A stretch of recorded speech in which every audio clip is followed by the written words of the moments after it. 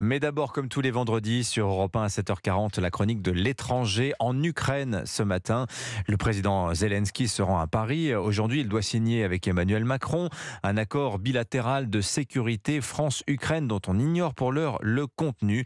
Alors que la guerre s'apprête à entrer dans sa troisième année, Kiev semble en grande souffrance face à la Russie de Vladimir Poutine. Bonjour Nicolas Tonev.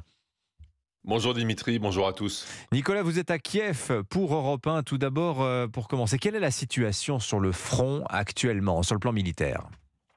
Si nous nous plaçons du point de vue ukrainien, hormis sur la mer Noire où la marine russe a pu être repoussée assez loin des côtes du pays pour permettre la reprise des exportations de céréales, sur l'interminable front terrestre long de plus de 1000 km, la situation est très difficile pour les troupes de Kiev actuellement. Il y a Avdiivka, cette ville symbole des combats depuis des mois, qui est en train de tomber lentement aux mains de Moscou.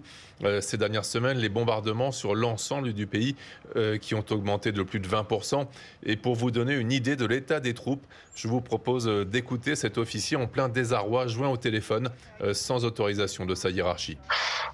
Ну вот все происходит максимально не так, как должно быть, нахуй. 6 secondes en russe pour dire que rien ne se passe comme prévu, avec littéralement, excusez-moi, il faut bien le traduire à la fin de ses propos, il finit en disant une terrible merde. Et Nicolas, quand cet officier dit que rien ne va, concrètement, à quoi pense-t-il ?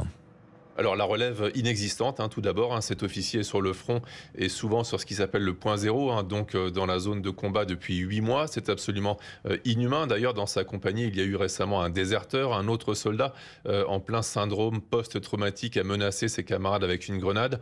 Les hommes sont donc épuisés physiquement et mentalement. À cela s'ajoute le manque dramatique d'armement et de munitions.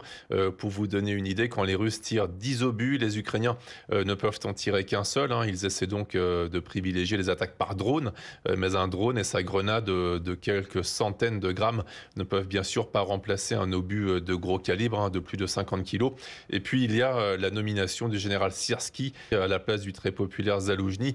Syrski a un pédigré qui inquiète, c'est un ancien proche du président pro-russe Yanukovych, et certains pensent ici qu'il serait prêt à céder plus facilement aux attentes du Kremlin et que sa nomination est donc un mauvais signe envoyé aux troupes et aux Ukrainiens par la présidence. Nicolas, 2 ans de guerre, des doutes sur sa conduite, tout cela crée des dissensions dans la population. Oui, parce que clairement maintenant il y a ceux majoritaires qui sont prêts à continuer à se battre pour une cause qui paraît perdue, à savoir récupérer le Donbass et la Crimée, et puis une minorité grandissante qui pense qu'il n'y a plus rien à faire et qu'il ne sert à rien d'aller mourir pour ces terres. Et cette incompréhension entre les deux parties est encore plus importante quand les personnes ont déjà perdu un proche au front, comme Valodia, dont un cousin a été tué près de Donetsk récemment. Ceux qui restent à l'arrière sont des trouillards. Il faut qu'ils aillent au front, défendre le pays. S'il y a la conscription, tout le monde doit y aller. Les pauvres et les riches. Alors ça marchera. Sinon, il n'y aura jamais 500 000 personnes. Et là, Valodia met le doigt également sur une autre fracture sociétale qui monte, l'argent et la corruption qui permettaient ou permettent aux plus favorisés, moyennant plusieurs milliers d'euros, d'échapper à l'enrôlement. Le tarif d'une vie tranquille commencerait à 5 000 euros environ. Le récit depuis Kiev de l'envoyé spécial d'Europe 1 en Ukraine, Nicolas Tonev, qu'on va retrouver toute la semaine prochaine dans Europe 1 Matin à l'approche de ce second anniversaire de l'invasion russe en Ukraine. Merci beaucoup Nicolas. J'ajoute qu'aux États-Unis, la commission du renseignement de la Chambre des représentants a de manière très inhabituelle hier communiqué publiquement sur une découverte préoccupante. La Russie aurait l'intention de placer dans l'espace une arme nucléaire anti-satellite. Moscou dément cette information.